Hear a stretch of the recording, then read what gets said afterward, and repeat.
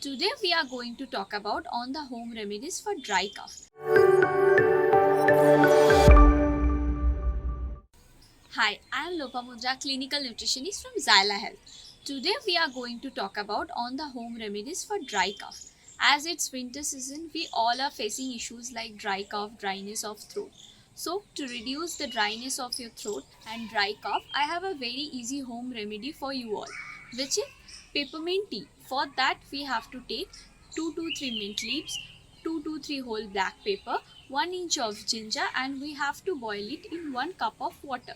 And we can drink that water for 2 to 3 times in a day on a daily basis.